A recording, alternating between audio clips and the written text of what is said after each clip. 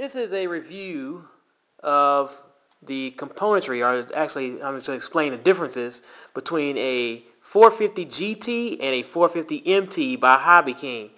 I'm going to talk real fast and kind of point around kind of quick just to get this all in 10 minutes. Don't know if I'll be able to do it, so please excuse my fast talk and some of the blurriness of this camera. It does not have a macro feature. Alright, let's go right away with the price difference between the two. $3. That's it. You're going to get a lot for that $3.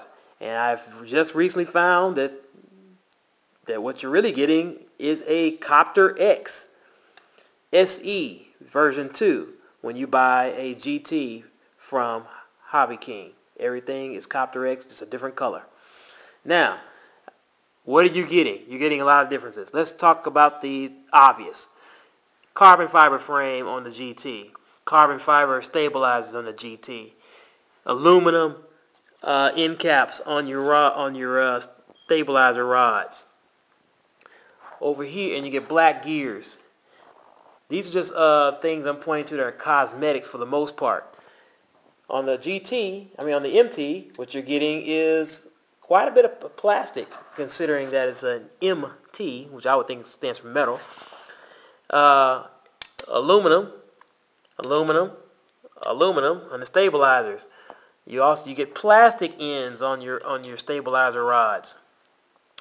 You also get plastic canopy mounts.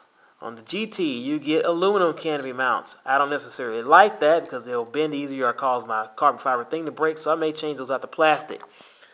What else do you get here? Now, skids. The skids are shorter on the GT than they are on the MT. That's not an advantage or a disadvantage. It's just something that I've noticed. It's about a 1/4 inch difference there. The canopy. This is a little bit more than just being cosmetic. The canopy that comes on the GT is larger. I think it looks better in scale once it's mounted to the helicopter. It is also paintable. At least it looks paintable. The MT one is made out of some kind of like milk crate plastic. Milk carton plastic, you can't even paint it. That is not paint, you see, that is a permanent marker. Just to show you the difference in size, I can put the MT canopy inside of the GT canopy. Okay, I may go back to some aesthetic differences later, but right now I'm going to go into some real differences. Okay, I've mentioned the black gears that are on the GT. Not only are these gears black, but the other gears, tail gear, is alloy. It's metal. You got a seemingly aluminum gear in the rear, steel shaft, and you have aluminum gear in the back, steel shaft. That red gear you see does not come with this helicopter. I put it in there just because I like it. The carbon fiber rotor fins also don't come on it. That's something else I put on there. And these blades, carbon fiber, do not come on this helicopter. It comes with fiberglass wood covered blades just like the MT does. It also comes with plastic fins in the back just like the MT does. So those are not differences. But back to the gears. On the MT, those are plastic gears and they have been known to slip. I have not had this problem with this helicopter yet. I haven't had a whole lot of flight time, but I did crash it. But it was flying well before then. Not a problem for me, but it has been a known problem of slippage and having tail slide.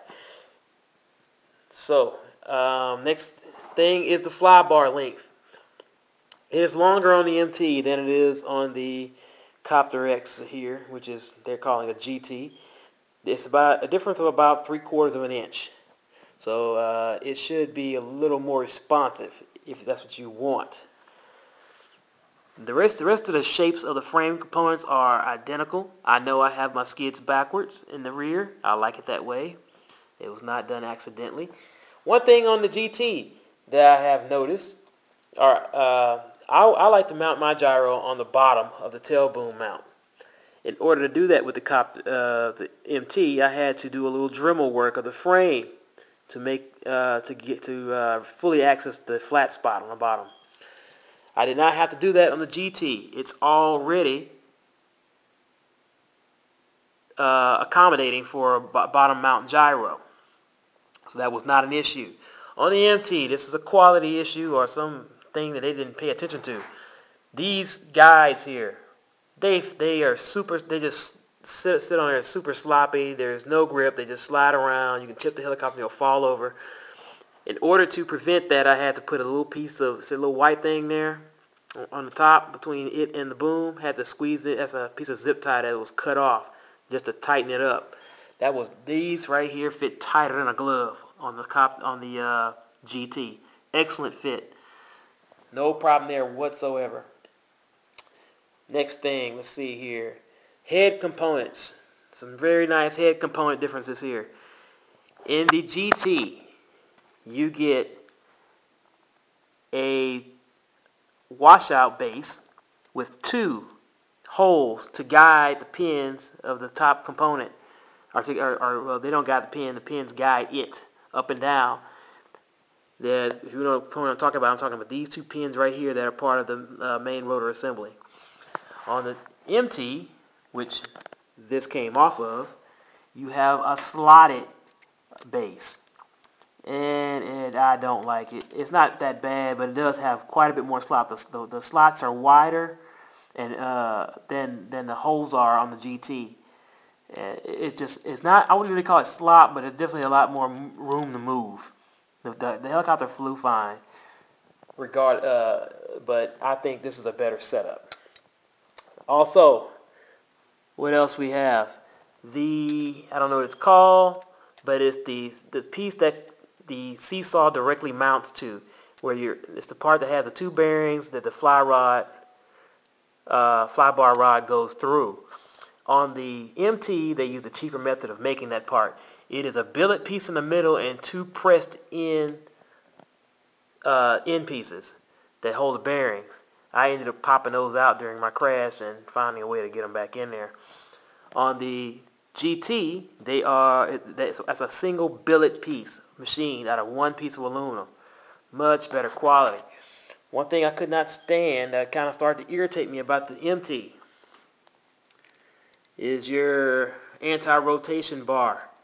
Notice how this rod is not coming out. I don't like that. The reason is because this screw here has a pan head to it. So every time when I was doing my swash setup, setting up the head of the helicopter, I had to unscrew this screw every time to make my changes, because it was just much easier to do it that way. And this is plastic.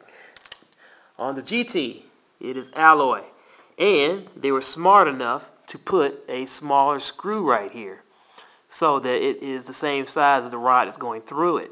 You don't have to take this off anymore to get to that link.